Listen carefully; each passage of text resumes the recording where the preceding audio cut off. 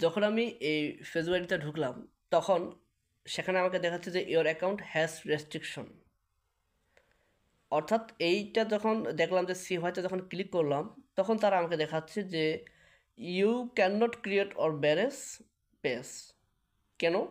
যে আপনি এই পেজ থেকে এই আইডিকে বা এই আইডি থেকে পোস্ট করতে পারবেন না 7 ডিসেম্বর পর্যন্ত, অর্থাৎ আমাকে 7 তারিখ পর্যন্ত এখান থেকে কোনো পোস্ট করা সম্ভব হচ্ছে না। সো এখান থেকে যখন আমি ক্লিক করলাম তখন তারা আমাকে দেখাচ্ছে যে দুইটা পোস্ট তারা রিমুভ করে দিয়েছে, একটা 7 নভেম্বর আর একটা ভিডিও রিমুভ করেছে তারা।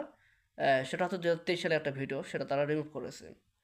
এবং এই ভিডিওগুলো রিমুভ করেছে, এই পোস্টগুলো রিমুভ করেছে একটা আলাদা একটা পেজ থেকে, সেখানে পোস্ট করা হয়েছিল অনেক আগে। তো সেখান থেকে ওই ভিডিওগুলো ওই পোস্টগুলো তারা রিমুভ করে দিয়েছে এবং সেটাকে তারা রেস্ট্রিকশন ধরেছে।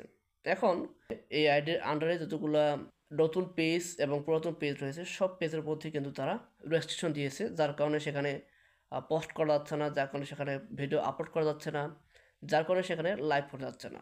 সো এই ধরনের প্রবলেমগুলো যদি আসে তো সেক্ষেত্রে আপনারা কী করবেন এবং এই ধরনের প্রবলেমগুলো কেন আসে সেটা একটু জানা দরকার।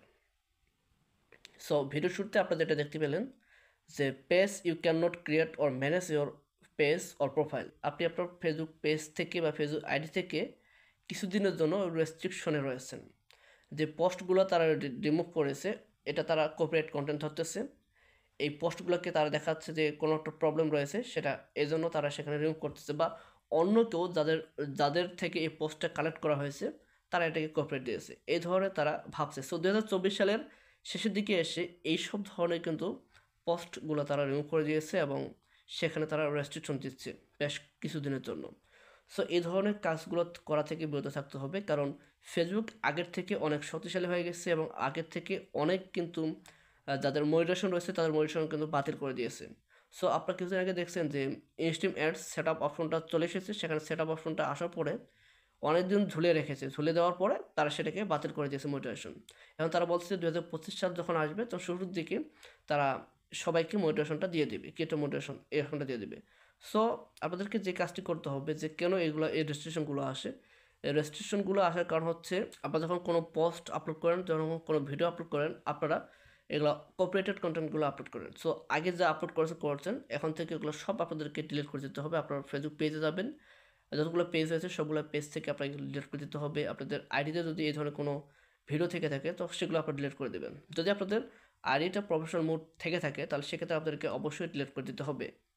এবং আপনাদের ওই আইডির আন্ডারে আপনার যতগুলো পেজ রয়েছে সবগুলো পেজে আপনারা চেক করবেন যে এরকম ধরনের কোনো কপিরাইটেড কন্টেন্ট, কোনো কপিরাইটেড পোস্ট আপনারা করেছেন কি না। সে ধরনের পোস্ট, সে ধরনের ভিডিওগুলো আপনাদেরকে ডিলিট করে দিতে হবে।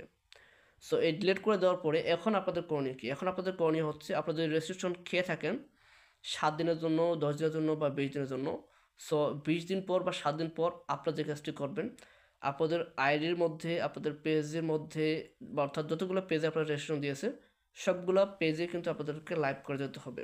আপনারা একটা না 10 থেকে 15 দিন লাইভ করে যান, দেখবেন যে আপনাদের এই ইস্যুটা যে রয়েছে সেটা কিন্তু রিমুভ হয়ে যাবে এবং দেখতে পাবেন যে আপনাদের পলিসি ইস্যুটা রয়েছে সেটাও কিন্তু আপনাদের গ্রিন থাকবে এবং পেজের সাম ইস্যুস যে একটা অপশন লেখা থাকে এটাও কিন্তু আপনাদের গ্রিন টিক দেখাবে।